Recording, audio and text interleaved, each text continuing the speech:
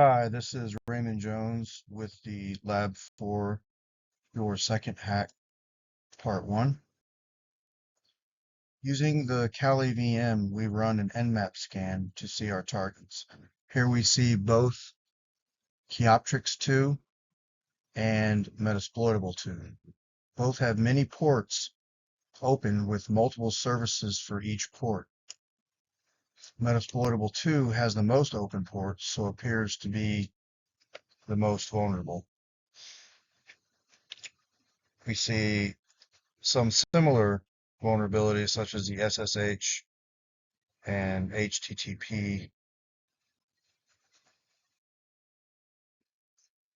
After a Nikto scan of Chioptrix 2 and Metasploitable 2, we see both have outdated Apache services, which is vulnerable due to unpatched security flaws, making it susceptible to exploits like remote code execution, privilege escalation, and information disclosure. We also see that both have an active trace method for HTTP, which can expose sensitive information via cross-site tracing XST attacks, allowing attackers to steal cookies or authentication data from web requests. XSS cross-site scripting is a security vulnerability where attackers inject malicious scripts into web pages, enabling unauthorized actions or data theft from users. Here is the screenshot of the Nikto scan for Metasploitable 2 showing the similar vulnerabilities as the Chioptrix 2 VM. We can see here that there's an Apache service that says that it should at least be updated to Apache 2.2.34. When we use OWASP ZAP, we discover that there is a high risk for Chioptrix 2 from SQL injections. Chioptrix 2 is vulnerable to SQL injection due to insufficient input validation, allowing attackers to manipulate SQL queries and access or modify database contents. Here we see another OWASP ZAP scan, but this time on the Metasploitable 2 VM. The alerts show a high risk for hash disclosure. Hash disclosure is vulnerability because exposed hashes can be cracked, leading to unauthorized access. In Metasploitable 2, this vulnerability exists due to intentionally weak configurations and outdated software, making it useful for security testing and training.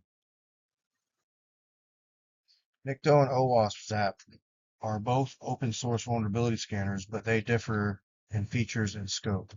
Nikto focuses on detecting basic web vulnerabilities by scanning web servers for outdated software, misconfigurations, and common exploits. It is fast but lacks advanced features like session handling or fuzzing. OWASP ZAP, on the other hand, is a more comprehensive tool capable of performing automated and manual testing, including intercepting requests, fuzzing, and analyzing security in depth. It is suitable for more advanced penetration testing, while Nikto is lightweight and simple. OWASP ZAP offers broader functionality and is more versatile for testing modern applications. The Nessus scan of Chioptrix 2, which has the IP address of 192.168.56.103 and Metasploitable 2, 192.168.56.104, seen here shows 9 critical, 6 high, 24 medium, 9 low, and 132 information vulnerabilities for Metasploitable 2. It also shows 1 critical, 1 high, 13 medium, 7 low, and 132 information vulnerabilities for Chioptrix 2. I believe that's 3 high for the Chioptrix 2. When we click on vulnerabilities and select the first critical, we see it is a gain shell remotely issue. This allows a hacker to remotely gain access to a computer. The issue turns out to be a weak password, as Nessus was able to log in with the word password as the password. A simple fix for this would be to have a stronger password, but also to harden the endpoint where the hacker might find this vulnerability in the first place. Vulnerabilities. Absence of anti-CSRF tokens. Without CSRF tokens, web apps are vulnerable to cross-site request forgery attacks, leading to unauthorized actions by attackers. Content security policy header not set. The missing CSP header allows attackers to inject malicious scripts, enabling XSS attacks or unauthorized resource loading from untrusted sources. Missing clickjacking header. Lack of the X-frame options header allows attackers to embed your site in iframes, enabling clickjacking attacks to trick users. Server leaks information by X powered by. Exposing the X powered by header reveals server technology details, providing attackers useful information for targeted exploitation attempts. Server leaks information by server. Leaking the server header discloses web server details. Example would be the version, which can help attackers identify known vulnerabilities. XSS cross-site scripting is a security vulnerability where attackers inject malicious scripts into web pages, enabling unauthorized actions or data theft from users.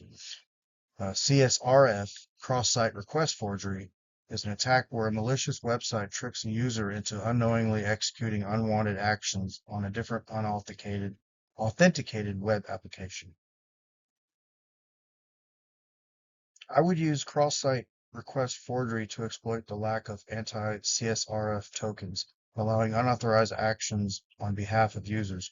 Cross-site scripting would be another vector due to the absence of a content security policy header, making the site vulnerable to script injections. Clickjacking could also be effective due to missing clickjacking header, while the exposed server and X powered by headers provide valuable insights for potential targeted server-specific attacks based on known vulnerabilities. Vulnerability disclosure involves complex legal, ethical, and industry considerations that must balance transparency with security. Legally, organizations are required to disclose vulnerabilities when they pose a significant risk to users, often guided by regulatory frameworks like GDPR in Europe, which mandates timely breach notifications. Ethically, vulnerability disclosure aligns principles of protecting public safety while minimizing harm. According to the responsible disclosure model, ethical considerations require that companies be notified first, allowing them time to create patches before vulnerabilities are made public. Industry standards, such as those outlined by the International Organization for Standardization, ISO, recommend a structured approach to vulnerability disclosure that includes timelines for notification and mitigation. Recommend that vulnerabilities be disclosed publicly only after the affected organization has been given a reasonable period to implement a fix. This prevents unnecessary exposure to malicious exploitation while ensuring accountability. Public disclosure should occur if the organization fails to address the vulnerability within the agreed timeframe, as prolonged non-disclosure may expose users to significant risk.